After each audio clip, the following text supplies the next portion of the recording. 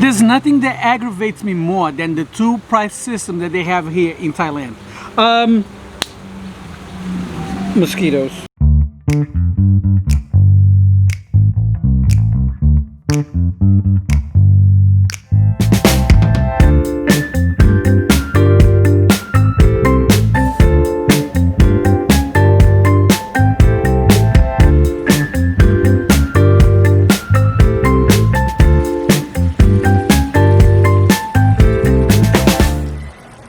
At this really nice restaurant for lunch. This is not the same place that we had the two price system in which I was disgusted. We left that place. I just didn't want to be there. But they don't do that here at this particular restaurant. And the grounds are beautiful. The place is really well decorated. The food is actually good. I'm going to put the description down below, so check it out. Definitely a spot that you should check out if you are here in Pattaya.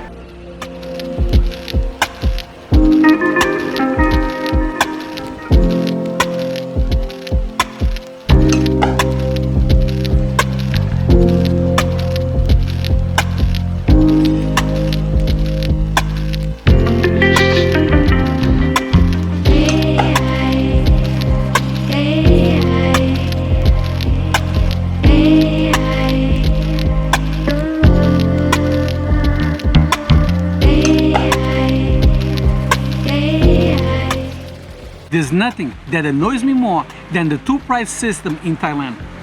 If you don't know, if you're not familiar, whenever you visit some tourist attractions here in Thailand, a lot of them have a two price system. One for Thais and another one that's a lot more expensive for foreigners. And I think this started with good intention, like my wife tried to explain way back in the day, when foreigners start traveling to Thailand in large numbers, and they would go to these national parks, they would go to these marine reserves and some of the islands. They start asking for a small fee, so that, for example, to maintain the island, to keep it clean, to maybe provide with a toilet and provide with some electricity, that sort of stuff, to make that whole experience a little bit more enjoyable.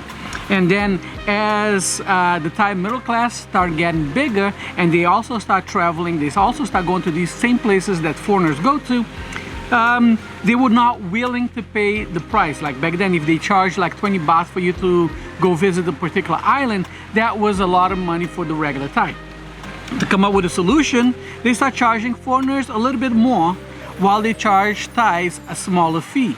And that is when it went haywire. Someone noticed that they can make a lot of money, because if foreigners are willing to pay twice the price of a Thai ticket, they're more likely gonna want to pay 3 times or sometimes 4 times, and now it's even 10 times more than what the Thais normally pay.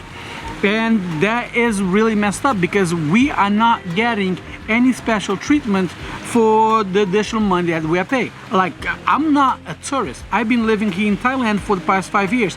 I contribute greatly to the whole economy. So why am I paying more? The other aspect of this that annoys me even more, actually make me mad, is when they try to hide the two price system. It's something that, it's almost like they are ashamed of it. And if they are ashamed of it, if they know it's wrong, then why do they keep on doing it? You know, like if I go to a place, if you go to a tourist attraction over here, you will see areas in which you'll have like the pricing is going to be in English, it's going to have Arabic numbers. You know, it will be easily for you to understand, while the Taiwan is all in the Thai alphabet. So like a foreigner who doesn't know, or a foreigner who doesn't read Thai, they would not be able to understand. Or even worse, when they actually separate, you have a line for Thais and then you have a line for foreigners, in which, you know, then you have to like pay a different price. You know, people, this is wrong. This is not something that it should be happening. And most foreigners who, especially if you live here, especially if you contribute to the economy, especially if you pay taxes over here, you feel like you're being taken advantage of. And it's just not right. It's just not fair. It's not what you think. It's a screwdriver. Well, actually, it's just a little bit of vodka with some passion fruit juice. It's supposed to be like a screwdriver, but you know, it's daytime. I'm not gonna do anything crazy, just one, just to get the day going right, you know. By the way, guys, I am in Pattaya. I'm here because I'm celebrating, or we are celebrating, our youngest son's birthday. He is turning 2 this weekend. We rent out this really nice 3-bedroom villa that we're paying $75 a day. That is that's such a great deal. If this place looks half as nice as it looks in the picture, that is an outstanding deal. Things here in Pattaya are starting to get a little bit cheaper. Hopefully the price continue to get lower. I don't see it ever getting to the point where it used to be close to, let's say, almost 10 years ago, in which you could get like stay in a 5-star hotel right on the beach with, you know, beach access for like $60 per night. But things are much cheaper, and it's starting to be a great value for money. So I'm going to give you guys a tour of this villa, and I'm going to take some time and talk about tips and tricks that I use to get the best value whenever I'm searching for hotels.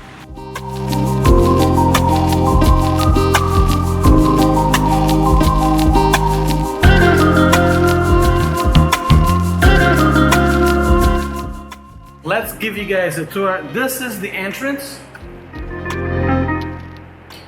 It's a little bit dark over here. Can't remove my sunglasses now. So this is very much like the living room. A place where you can sit down and watch TV, and then you have this wide open space over here. There you can you have your dining room table. You have a small kitchen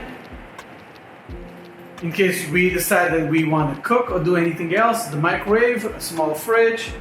You know, it's not bad. We're not planning to cook. We don't plan to cook or do anything else over here. So, and I don't know what this is. Maybe a small bathroom, maybe a closet. Oh, okay. Turn on the lights. Yep, just a small bathroom over here. Not bad. But the place definitely feels a little bit lived in, if you guys know what I mean. It's not brand new. It is beautiful. It is kind of, it's nice. Let's go upstairs and see what's up there. These stairs are definitely a little bit iffy if I'm coming over here and I had a couple of beers. Okay, there's nothing up here upstairs. The only thing that they have, maybe it's a place where kids can play. Perhaps a nice area that you can come and relax and chill out for a little bit. This is the view from all the way from the top. Plenty of space, and it's not bad, you know, for the price. You can't compete with that. Going back down the stairs, I gotta be careful not to fall, because if you fall, you're gonna go all the way down. So now let's go check out the bedrooms. Okay, so go through over here. You have a hallway, you have some closets over here. I think this is one of the smallest bedrooms, and it comes out with its own bathroom, which is not bad. Standing shower. Okay, let's go back to the other bedroom. Let's see, this one I think is the master bedroom, which is a lot more space, and probably the room that I'm going to end up taking. And you have this nice little bathroom over here. Sorry for the echo, guys. They have a little bit of an echo because there's not enough things over here. The place is kind of empty, but it's not a bad spot. It's actually pretty nice. I like it. And the last one over here, this is the other bedroom, a little bit smaller as well, with its smaller bathroom. So it's not bad. Like I said, it looks already lived in. It looks like it's been here at least for 5 years or so. And, you know, not a bad place if you want to rent it out to have a nice little holiday with the family and stuff. I really don't know what this is. Maybe a water fountain or something like that that they put over here. But then, you know, it became useless. They don't stop using it. Don't know what that is for either. Okay, well, that is it. Now, this is the reason why we rent out this place. Let me show you guys. Almost like if it is on cue, as soon as I walk out and I want to show you guys the exterior of the villa, it starts to ring. But these villas, they operate very much the same way as a regular hotel. You still get the room service, you got the daily cleaning, you get all the amenities that you find at a regular hotel. The only difference is that, well, you got a lot more space, you have your own private pool, and yeah, the price, it's a lot more expensive.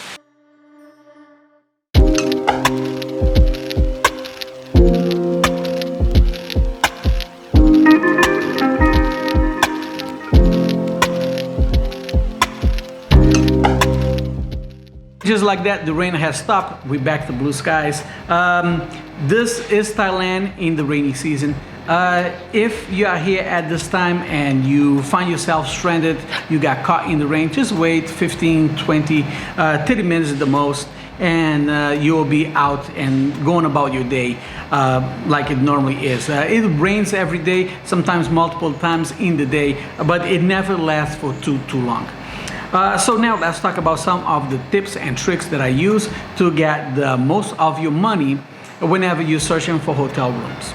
The websites that I normally use is agoda.com and hotels.com, mainly because I find out that these they normally provide the best value whenever I'm searching for hotels here in Thailand. I always use my incognito mode to search for hotel rooms. I never sign in directly.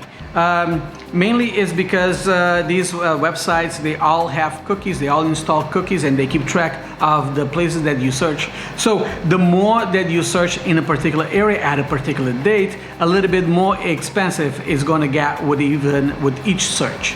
And another one that I always do as well is I use Google. I actually been using that a lot more lately. I will log into Google Maps. I will search for a particular location or particular area that I want to stay in, and then I, just hover my cursor over the hotels that they have over there available, and I will see the prices. And if I find something that it sounds interesting, I'll look below, because they always have the comparison with other sites, and they all have the cheapest room available. And I've been using that a lot lately with really good deals. And if you find a room that you really like, and you're thinking about staying over there, check the hotel's website directly, because sometimes they have special deals, sometimes they might have like a room upgrade, something that is not being promoted in Agoda. And one thing that I always do every time that I stay in a very nice hotel where I really enjoy my experience, the rooms were very nice, they were clean, the staff were very helpful. At checking out, when I'm checking out, I always ask to speak directly with the manager. And I tell them how nice of a job his staff is doing, and I mention any staff that was particularly helpful. And in return, they always give me their card. They always ask me to contact them directly next time that I want to stay at this hotel again.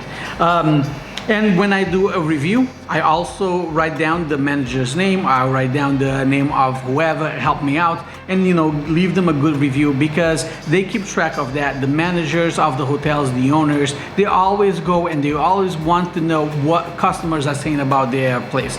So next time that I'm staying at this hotel again, one, I can either email the manager myself and let them know, or I can pick a room that I want, and then on the description of the type of room that I want, I can actually mention that, hey, I was there before and I had a good time.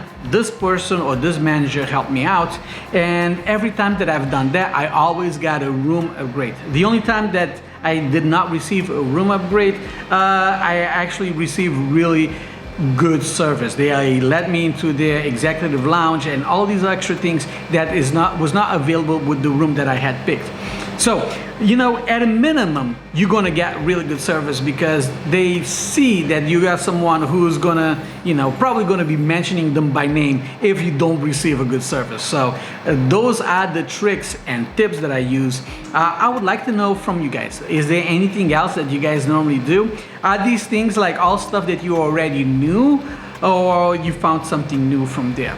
And that's where I'm going to leave this vlog. I hope you guys enjoy it. I hope you guys find this informative, and comment below. Let me know what you guys think. And I'll see you guys in the next one. Peace.